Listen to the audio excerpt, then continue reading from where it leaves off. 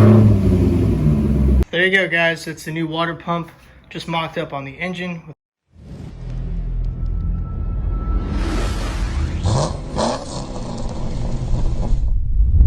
What's going on, everybody, and welcome back to the channel. So today we got a few things going on. We got an air intake on the Vette, we got a catch can on the Vette, and we got some parts in for the 5.3 for the Z28 Camaro build. So here we have the catch can for the Corvette. Now this is a nice little eBay special, so probably from China. Very cheap, very inexpensive, and will fit the LS series engine, and that's what this little stand is for. So it is a little bit more specific than I guess your standard catch can you get from like Motion or Racetronics or something like that. So this catch can will bolt to the head of the passenger side on the Corvette. Now the only reason why I'm really running one of these is, one, I do believe that the dirty air that you get into the throttle body does cause not really more necessary wear, but it does burn the oil that is catched in these cans. You know, when I had one in my truck, I had to drain it every oil change and it would be halfway full. So I mean, you're talking maybe 2-3 ounces of oil every oil change, and it did smell like fuel, you know, crankcase, you know, ventilation and all that stuff. So I do think it does help. It's not going to really free up any horsepower or anything like that, but when we do throw a cam in the Corvette, it will definitely help, and it will definitely be a necessity, I would say. So right there is the tube I'm talking about. That is coming off of the valley cover into the intake manifold. So the crankcase pressure is being recirculated back into the system. That is a factory thing for emissions and stuff like that, and also the ease of not having to drain a catch can. But since we're here, I'll go ahead and show you the Airraid intake that I got. And if you guys remember, I did buy the LS3 style Airraid intake. I got it for basically 50% off, so it's a $450 some odd intake. I got for about $175 to $200. So what I had to do is actually contact Airraid and get the LS2 style plenum, because the LS3 style plenum is too long. So if I take it from here and put it on top, you can see that it is just longer. It is supposed to go straight to the throttle body. It's not supposed to have the LS2 MAF because it is a LS3 style MAF. So got the LS2, got it for about 70 bucks. Figured why not? I needed new filters anyway. The stock ones were pretty grody, and honestly it looked like they haven't been changed in a while, so they're pretty disgusting. So I went ahead and did that. I know it's kind of counterintuitive to buy LS3, just put an LS2 plenum on there, but down the road when we do the cam and everything like that, when I have Dr. Tune 'em all, Nate, he's going to tune it for the LS3 MAF, and we're going to get rid of the LS2 MAF altogether. So we'll have to relearn the MAF, do a new table, but it should run much better, and actually probably pick up just a few horsepower just because of the screen that's in here. A lot of people think that it directs air better. It actually disturbs the air more than the LS3 MAF card does.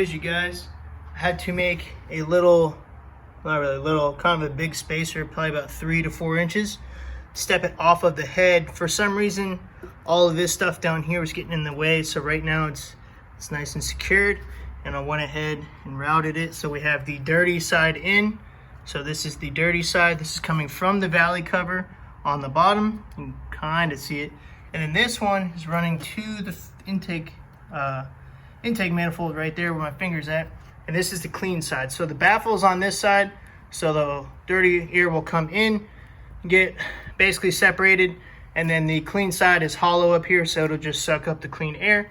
But as you can see, I did a little zip tie magic. I took 2 zip ties, put one around each line, and then one in the center, tightened that down, and then flip these 2. So now there's no chance of those zip ties moving, which would cause this line to come out and be close to the belt and the tensioner. So overall, pretty clean install. The angle is not exactly flat.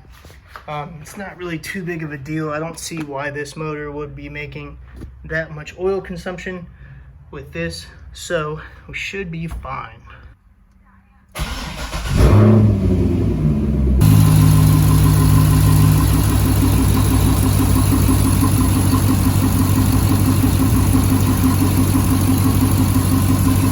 No leaks so far. So now that we're done with the Corvette, on to the Camaro engine parts. So right here, we do have a new alternator to go with the truck style non-self-excited alternator. So this is the bigger, kind of bulkier looking style that you usually see on GM LS trucks.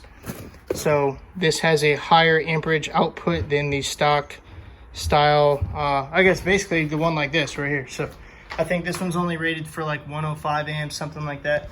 So this style right here is actually rated for more. I think this one came out to be like 155 or something like that. Somewhere on here, I don't remember where it's at. So let's see, current at 6,000 RPM, we're sitting at 185. So this is like, I guess, their little dyno test, or kind of make sure that everything is working properly before they send it out. So we got a brand new one. It's not a reman or anything like that. So this is brand new, 2-year warranty, stuff like that. So this will be pretty simple to use with the Holley HP EFI system. We will have to run their piggyback, I think it's called the power tap, which means that we will have a 12 volt, a ground, and a 5 volt source that taps into the ECU to tell the alternator to turn on and when to turn off. Next, we do have what will be replacing our water pump, if I can get the box open, which is a nice, fancy, new Mazir electric water pump. Gaskets, and this is their heavy duty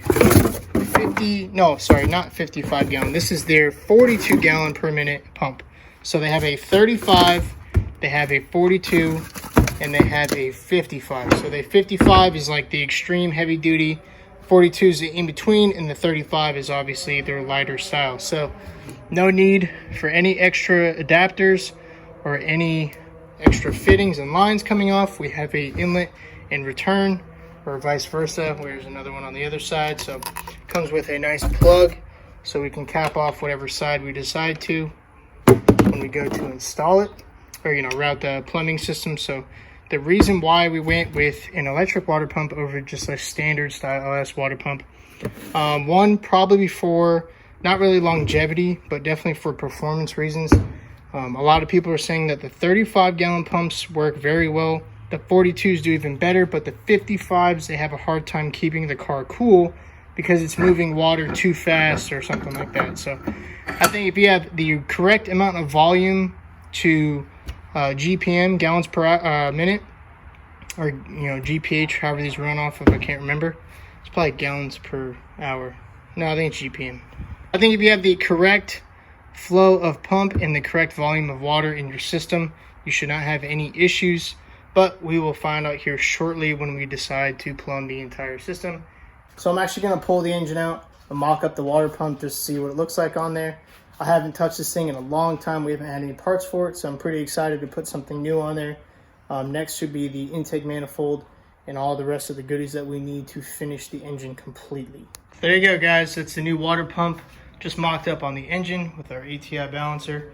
Now after this, we're going to have to figure out where we're going to be mounting the alternator, either down on the driver's side, passenger side, or up by the head. It also has to clear our forward-facing turbo headers from Flowtech. So going to be kind of tricky to find out what situation is going to work best for us.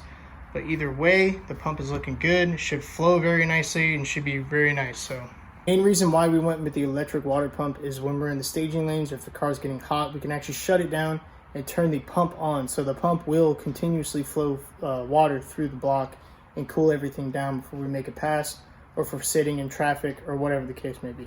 For those of you who do not know, this is our stock 5.3 liter out of a GM truck. I think it's a LM7, so a 2007 and newer, or older I should say, sorry. It's a Gen 3 block, so there's no cam sensor over there. Cam sensor is in the back next to the oil pump sensor, or oil pressure sensor I should say. But this engine has been gone through. We did a couple videos about it. I'll probably put the little tags up here in the corner, so look out for those. But this is a 200,000 mile block. It's been decked, it's been honed, it's been all line balanced. It's actually very, very balanced for what it was. I was actually pretty shocked. So we have Gen 4 rods, stock crank, Summit Pro LS pistons. We have their piston rings gapped at 29 thou and 28 thou. CHE trunnion. We have cam motion cam in there. Nice big cam motion cam in there. And then, yeah, I ported the heads myself. Other than that, should be sitting around 9.7 to 1 compression ratio. And I think there's a way we can bump that up just a hair more. We do have the LS9 BTR MLS gaskets, and these are for the big bore, which is like the 6 liter, 6.2, and 7 liter gaskets. At the time, they did not have these small bore MLS 7 layer gaskets like they do now. So we might go ahead and get those for $100 just so we can bump the compression up just a hair. Maybe not have to run as much boost, but also make better power. So it's always good to dial the engine in, make the power with the engine, then add your boost or add your nitrous and stuff like that. So you get the tune on that good, then you can start playing with force induction and things like that. That's going to be it for today's episode, guys. So thank you so much for watching. Thank you all for the support. So we got the Vette running good.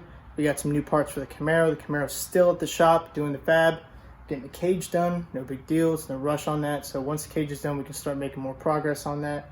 Got plenty of stuff to do on the Vette. Austin's coming home with the G8. We got tons of stuff lined up. So stay tuned. Hit that subscribe button. Share the videos. Like, comment, subscribe. You guys know the deal. Thanks for watching. We'll see you in the next episode.